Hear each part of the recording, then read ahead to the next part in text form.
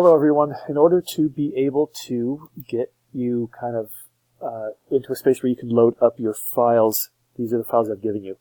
I want to show you a couple of things. This is sort of a preliminary video. I refer to some of the challenges with loading data files and loading scripts, but I don't go into enough detail, so I made this kind of preliminary video in order to save you a lot of frustration. First of all, if you're watching this video first, you're unaware or maybe unaware that I'm actually asking you to move from Spider to Jupyter Notebooks as your editor or your processor for Python. And so when you do that, you'll just go into Anaconda Navigator, and you'll pop down here over to Jupyter Notebook, and you'll go ahead and launch this. And what this will do is it will launch in your web browser, and it will look like this. This is the first screen that you will see when it comes up.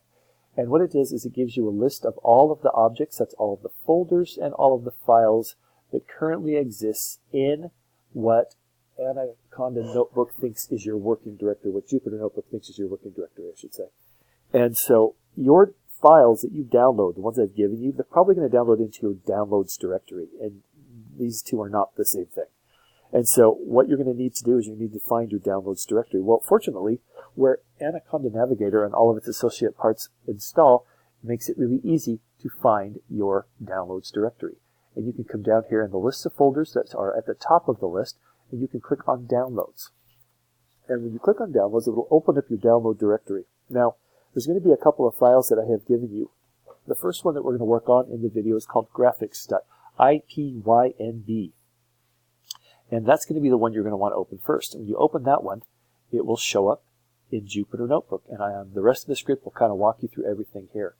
When we get ready to load the other file, that will be bostonhousing.ipynb. You just click on that. Same kind of thing. You just find it in Downloads, and you'll find the script, and it will load it up into Jupyter Notebook.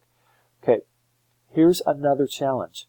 The Boston Housing one actually loads the Boston Housing data set. Okay, and in order to be able to load the Boston Housing data set, I had to set my current working directory. Now, this current working directory is probably for you, where Anaconda got installed, it's probably C:\users / whatever the name of your PC is. And this is, of course, presuming that it's on a Windows machine. I don't know how it works on a Mac. I can't even begin to help you with that. But anyway, what we'll need to do is we'll need to specify what the current working directory is. In order to do that, we have to do two things. One, we have to import the OS library. So that's easy to do. Import the OS library and make sure you run that. And then the second thing you need to do is you need to change your current directory. Now, when you change your current directory, you can change your current directory by doing OS-CHDIR, and then in parentheses and in single quotes, put the path name of your directory where your file, your Boston Housing CSV file lives. And that's probably going to be C:\users / whatever the name of your PC is, followed by / downloads.